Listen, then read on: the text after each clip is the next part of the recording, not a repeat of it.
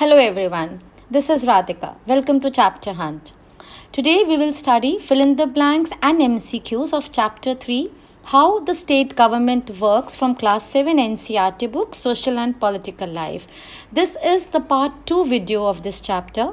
In the part 1 video from this chapter, we covered all the question and answers which could be covered and asked in your examination. So go through that, and this video will be helpful in solving all the objective type questions which can be asked from this chapter.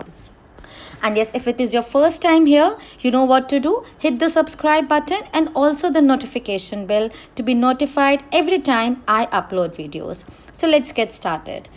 The first one says every state in India has a dash. Yes, we know every state in India has a legislative assembly. ये हमने सारा पढ़ा था. Legislative assembly क्या होती है, जहाँ पे सारे MLAs बैठते हैं, ऑपोजिशन पार्टी के भी, रूलिंग पार्टी के भी, to decide all the laws for the working of the state. The political party that has the majority is called the dash. जो पॉलिटिकल पार्टी जिसको मेजॉरिटी मिलता है, जो ज़्यादा वोट्स लेके आता है, जो ज़्यादा वोट्स जिसके बनते हैं, उसको गवर्नमेंट बनाने के लिए बुलाया जाता है, और उस पार्टी को हम क्या बोलते हैं, ruling party. The next one says the head of the state is the governor. Yes, हमने क्या देखा था, the head of the state is the governor. और chief minister हमने क्या देखा था, he is the executive head. So ये फ़र्क आपने ध्यान रखना है. Laws for the entire country are made in the parliament. Now see, there's a difference. जो state के जो laws होते हैं वो कहाँ बनते हैं, legislative assembly में. And the laws for the entire country वो कहाँ पे बनते हैं, in the parliament. Now, the governor of the state is appointed by the dash. कौन अपॉइंट करता है गवर्नर ऑफ द स्टेट? हमने कहा था central government. We read this, yes, because इसका क्या पर्पस होता है, because he works as a working, एक इधर से एजेंट बन जाते हैं ये बीच में. एजेंट वर्ड एक्चुअली यूज़ नहीं करना चाहिए, बट पर्पस वैसा ही होता है कि सेंट्रल गवर्नमेंट और स्टेट गवर्नमेंट के बीच में एक लिंक बन जाते हैं governor, because he sees the central government make sure through the governor कि जो भी स्टेट गवर्नमेंट जो वर्किंग कर रही है वो according to the laws of constitution है या नहीं, सारे रूल्स अबाइड कर रही है या नहीं. तो वो किससे पता करते हैं, गवर्नर ऑफ द स्टेट से. सो गवर्नर ऑफ द स्टेट को कौन अपॉइंट करता है, रिमेंबर दिस, सेंट्रल गवर्नमेंट. और गवर्नर अपॉइंट करते हैं, पर उसके बाद चीफ मिनिस्टर्स को और other ministers of the state को उनकी ओथ कौन दिलवाता है, उनको ओथ गवर्नर दिलवाता है. Now, chief minister is the dash head of a state in India. अभी हमने करा executive head. Dash spreads through contaminated water. ये क्वेश्चन इसलिए आ सकता है क्योंकि इस चैप्टर में एक स्टोरी बताई गई है जो पाटलपुरम में हो रही है, कि बच्चों ने पढ़ा था न्यूज़पेपर में एक आर्टिकल कि पाटलपुरम डिस्ट्रिक्ट में क्या हो रहा है, कि वहाँ पे पानी की कमी है, बहुत डेथ हो गई है, MLAs ने वहाँ कुछ करा नहीं. सो a question can be based from this कि कौन सा डिजीज़ स्प्रेड होता है थ्रू कंटामिनेटेड, गंदे पानी से क्या डिजीज़ स्प्रेड हो सकती है, that is the diarrhoea. MLAs are elected by the dash of the state. MLAs को कौन इलेक्ट करता है, we the people of the state. हमारे पास जो वोटिंग राइट्स हैं हम उसको यूज़ करके वी इलेक्ट द MLAs, इसलिए इनको elected representatives of the state भी बोला जाता है. Every state is divided into dash. Her state को किस में डिवाइड करा जाता है, कॉन्स्टिट्यूएंसीज. इंडिया हमारी कंट्री, इंडिया में स्टेट्स, और हर स्टेट को फिर कॉन्स्टिट्यूएंसी में डिवाइड करा जाता है, और फिर हर कॉन्स्टिट्यूएंसी में इलेक्शंस कंडक्ट होते हैं. वहाँ से हर कॉन्स्टिट्यूएंसी से एक मेंबर जीत के आएगा, और इस तरह से डिफरेंट कॉन्स्टिट्यूएंसी से डिफरेंट पार्टीज़ के MLAs हो सकते हैं. ठीक है, एक ही पार्टी के नहीं होते, they are from different parties. कोई इस पार्टी किस कॉन्स्टिट्यूएंसी से जीतती है मेंबर, और कोई किसी और पार्टी का किसी और कॉन्स्टिट्यूएंसी से जीतता है. And then the counting is done, and then we see which party has more, वो मेजॉरिटी पार्टी बन जाती है, वो रूलिंग, और अदर जो है ऑपोजिशन बन जाती है. ये पूरा एक प्रोसेस मैंने आपको एक ब्रीफ में बताया, बिकॉज ऑफ एक बेसिक एक फिल इन द ब्लैंक था, बट वी जस्ट रिवाइज कि पूरा प्रोसेस इलेक्शन कंडक्ट होता कैसे है स्टेट में. Now, all the MLAs who gather together in the legislative assembly are called the legislature. Legislature word अगर आए तो उसका मतलब समझ जाना चाहिए. All the members who gather together in the legislative assembly, उनको हम legislature बोलते हैं. Coming to the next, a wallpaper is an interesting activity through which research can be done on particular topic of interest. तो अगर आ जाए a dash an interesting activity research, क्या हमने पढ़ा था कि वॉलपेपर जो एक प्रोजेक्ट है वो रिसर्च का है, जैसे कि क्लास में दिया जाता है, ग्रुप्स में डिवाइड कर दिया जाता है, फिर डिस्कशंस होती हैं। तो इस तरह से इसको, इस जो एक्टिविटी होती है इसका क्या नाम दिया जाता है? Wallpaper. Now the next one says the ruling party members form the dash and some members are appointed as dash। जो रूलिंग पार्टी है वो क्या बनाती है? गवर्नमेंट, क्योंकि वो मेजॉरिटी पार्टी थी, वो रूलिंग पार्टी बन गई और उसको बुलाया जाता है गवर्नमेंट बनाने के लिए। और फिर उसमें से वो कुछ मिनिस्टर्स, पहले वो चीफ मिनिस्टर सिलेक्ट करते हैं और फिर उसमें से चीफ मिनिस्टर जो हैं उन्हीं में से अपनी एक टीम बनाते हैं मिनिस्टर्स की for different working in the different departments. Now, this is very important. The next one, dash is the other name for legislative assembly. Legislative assembly का दूसरा नाम क्या है? विधानसभा। कई बार आपने न्यूज़ अगर देखा हो तो उसमें सुना होगा विधानसभा, तो वो उसका मतलब क्या हो जाता है? जब legislative assembly, it's another name for legislative assembly. Now, some MLAs have dual responsibility. Dual मतलब double responsibility हमने करा था, one as an MLA and other as the minister. Correct? अगर कोई भी MLA है उसको मिनिस्टर चूज़ कर लेते हैं, चीफ मिनिस्टर, तो उसकी डबल रिस्पॉन्सिबिलिटी हो जाती है, एक तो अपनी कॉन्स्टिट्यूएंसी की और दूसरा जिस डिपार्टमेंट का उनको चीफ मिनिस्टर ने मिनिस्टर इलेक्ट किया। So that MLA will have a double responsibility.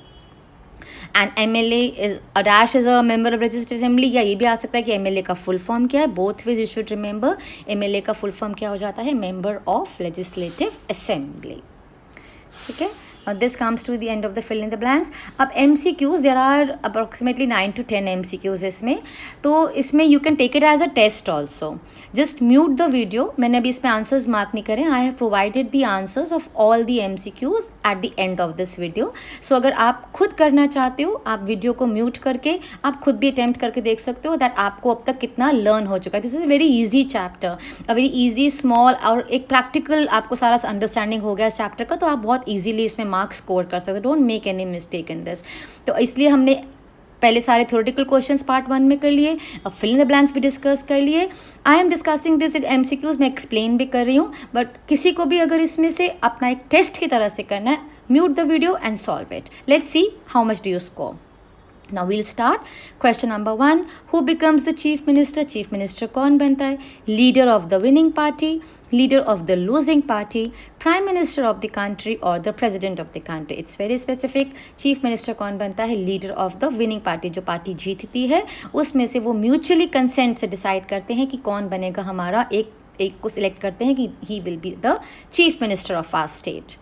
Now, how many constituencies are there in Himachal Pradesh? Part 1 video में हमने आपको एक्सप्लेन किया था कि एग्जाम्पल दिया हुआ है आपके NCERT में, जिसमें बताया हुआ है हिमाचल प्रदेश में इलेक्शंस हुए, उसके कितनी कॉन्स्टिट्यूएंसीज थी, कितनी BJP पार्टी जीती, कितनी INC जीती, और इस तरह से कौन सी पार्टी रूलिंग पार्टी बनी, कौन सी ऑपोजिशन पार्टी बनी, चीफ मिनिस्टर कौन बने। तो ये पूरा एक एग्जाम्पल हमने डिस्कस किया था जो कि NCERT में दिया हुआ है। हमें उसमें से याद है कि yes, how many constituencies are there in Himachal Pradesh? There are 68 constituencies in Himachal Pradesh. So the correct option is B. Now the third one, what name is given to the elected representatives who are not member of the ruling party? Opposition, constituency, majority या press conference?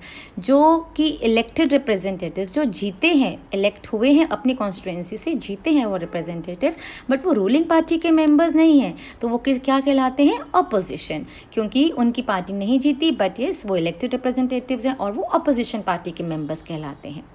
So correct option is A. Who is responsible for the welfare of the constituency? Constituency का welfare का किसका duty है? Prime minister का, chief minister का, MLA का, या none of these? तो yes we know constituency का welfare किसका है? MLA का। Don't tick on the chief minister because MLA की ड्यूटी है अपनी constituency का welfare, उसकी पूरा प्रॉपर केयर और उसका मेंटेनेंस और उसका सारे प्रॉब्लम्स को सॉल्व करने का किसका रिस्पॉन्सिबिलिटी होती है? It's the MLA's responsibility of his or her constituency. Now, what is the 29th state of India after 2014? ये भी हमने NCERT में आपका दिया हुआ है, लास्ट वीडियो में भी डिस्कस कि 29th state of India क्या बना था? Telangana. So the correct option is D, Telangana. What do you mean by coalition?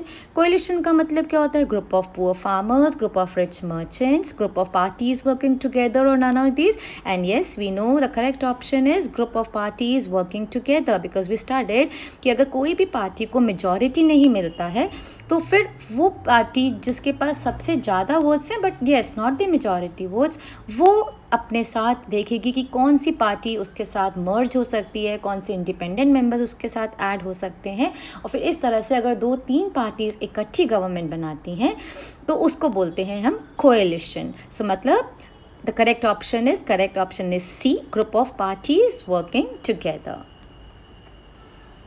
What do you mean by majority? Situation when more than half of the number is in one side, situation when less than half of the number is on one side, situation of equal voting, or none of these. Majority हमें पता है कि जिसमें ज़्यादा more than half जिसके पास भी constituencies से representatives जीतेंगे उसको हम बोलते हैं majority. So correct option is A. What do you mean by opposition? They are not the members of the ruling party. They play the role of questioning government decisions. Both A and B, none of these. So be careful. जब भी मैं आपको हमेशा बताती हूँ MCQs में, be very careful. Don't be in a hurry to यहाँ no member of the ruling party A हो गया. But yes, both A and B is the correct answer. Option C is the correct answer. Why? Because opposition वाले जो होती है party, उसके members ruling party के members नहीं होते, और साथ के साथ they play the role of questioning government decisions. क्योंकि जब legislative assembly में बैठते हैं, debate होती है, then opposition plays a very important role in questioning the government about all the decisions taken, the budget, it's working and सारी चीज़ें जो भी डाउट्स हमारे हैं वो पूछने के लिए अपोजिशन वहाँ पे गवर्नमेंट के डिसीजंस पे क्वेश्चन करती है. So the correct option is option C, both A and B. Yeah, the next one is the word government in common usage refers to government departments, various ministers heading the government departments, both A and B, या none of these. तो yes, the word government in common usage क्या बोलते हैं? इसमें भी ध्यान से देखो, गवर्नमेंट डिपार्टमेंट्स भी होते हैं एंड वेरियस मिनिस्टर्स भी जो उसमें हेड करते हैं. So the correct option is A and B. Now the last one is the chief minister is a part of the legislature, executive, judiciary, none of these. हमने fill in the blanks में भी करा था. The chief minister is the executive head. So the correct option is option B. So yes, now here I provide the answers for all this. You can go through, check कर सकते हो कि आपके कितने आंसर्स राइट हैं and how much the lesson आपको कितना समझ आ चुका है, कितना लर्न हो चुका है. So with this we come to an end of this session. So did you find this helpful? If so, please make sure to hit the like button and also share with somebody who you think this could help. And I'll see you soon on another video very soon. Till then, take good care of yourself. Bye-bye.